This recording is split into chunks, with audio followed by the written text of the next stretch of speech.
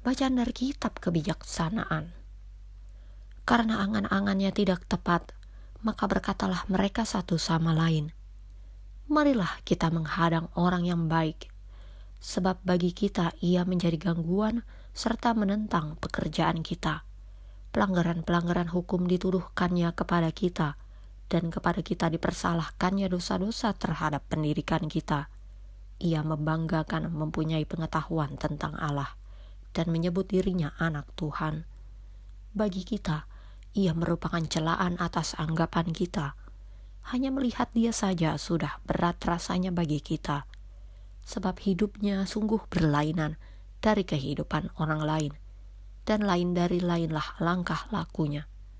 Kita dianggap olehnya sebagai orang yang tidak sejati, dan langkah laku kita dijauhinya seolah-olah najis adanya. Akhir hidup orang benar dipujinya bahagia, dan ia bermegah-megah bahwa Bapaknya ialah Allah. Coba kita lihat, apakah perkataannya benar, dan ujilah apa yang terjadi waktu ia berpulang. Jika orang yang benar itu sungguh anak Allah, niscaya ia akan menolong dia, serta melepaskannya dari tangan para lawannya. Mari kita mencobainya dengan aniaya dan siksa, agar kita mengenal kelembutannya, serta menguji kesabaran hatinya. Hendaklah kita menjatuhkan hukuman mati keji terhadapnya, sebab menurut katanya, ia pasti mendapat pertolongan. Demikianlah mereka berangan-angan, tetapi mereka sesat, karena telah dibutakan oleh kejahatan mereka. Maka mereka tidak tahu akan rahasia-rahasia Allah, tidak yakin akan ganjaran kesucian, dan tidak menghargakan kemuliaan bagi jiwa yang murni. Demikianlah sabda Tuhan. Mazmur tanggapan. Tuhan itu dekat kepada orang-orang yang patah hati. Wajah Tuhan menentang orang-orang yang berbuat jahat untuk melenyapkan ingatan kepada mereka dari muka bumi. Apabila orang-orang benar itu berseru-seru, maka Tuhan mendengar dan melepaskan mereka dari segala kesesakannya. Tuhan itu dekat kepada orang-orang yang patah hati. Tuhan itu dekat kepada orang-orang yang patah hati, dan ia menyelamatkan orang-orang yang remuk jiwanya. Kemalangan orang benar banyak, tetapi Tuhan melepaskan dia dari semuanya itu. Tuhan itu dekat kepada orang-orang yang patah hati.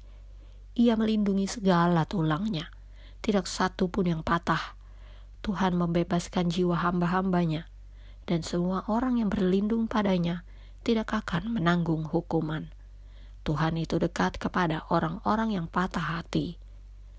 Bacaan Injil menurut Santo Yohanes. Sesudah itu, Yesus berjalan keliling Galilea, sebab ia tidak mau tetap tinggal di Yudea, karena di sana orang-orang Yahudi berusaha untuk membunuhnya. Ketika itu, sudah dekat hari raya orang Yahudi, yaitu hari raya Pondok Daud.